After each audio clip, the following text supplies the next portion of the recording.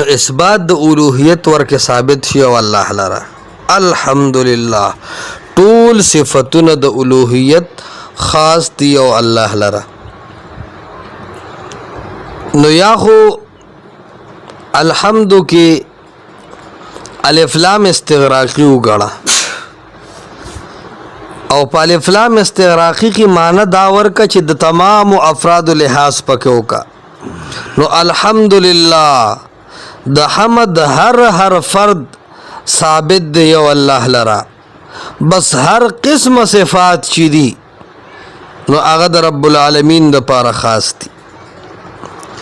او کپا الحمدلله دې کې الف لام جنسی والے نو بیا طریقه دای چې الف لام جنسی کې د سیز د ماهیت او د حقیقت لحاظ شوی، یعنی ماهیت د حمد ثابت دی یو الله لرا. او کنا الف لام عهد خارجی شي په الحمدلله کې نو په الف لام عهد خارجی کی طریقه دا وی چې یو معهود فرد طرف ته اشاره کیږي چې په خارج کې موجودی. نو فرد کامل په صفت کې دا ثابت دی د الله د پاره دا صفت چې یو الله رب العالمین دی چې هغه د دې لایق دی او د دې صفاتو د پاره مستحق دی چې د اولوهیت صفات دی یو رب العالمین له ثابت شي.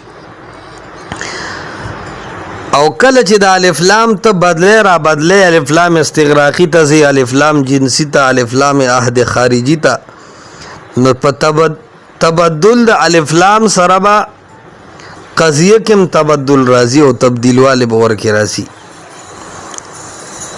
اوس کته الف لام جنسی واخلې نو دې ته وی قضیه طبعیه، ځکه الحمدلله کې الحمد موجود او لله محمول دی. نو په الف لام جنسی کې د ماهیت لحاظ کیږي او ماهیت چې دا مفهوم کلی دی. نو معنی دا چې ماهیت د حمد الله رب العالمین له ثابت دی. او که په الحمد کې الف لام استغراقی واخلې قضیه محصوره موجبه کلیه به معنی، ځکه الف لام استغراقی کې د تمام افراد لحاظ شوی، یعنی اثبات المحمول لجميع افراد الموضوع. سمره حمدونه چې دی نو دا د الله رب العالمین د پاره ومنه.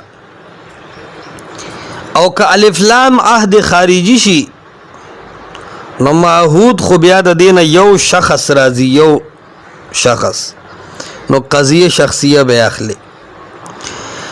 الحمدلله دې کې الف لام عهد ذهنی زکه نه صحیح کیږي چې دا بیا د نکره په قوت کې راځي.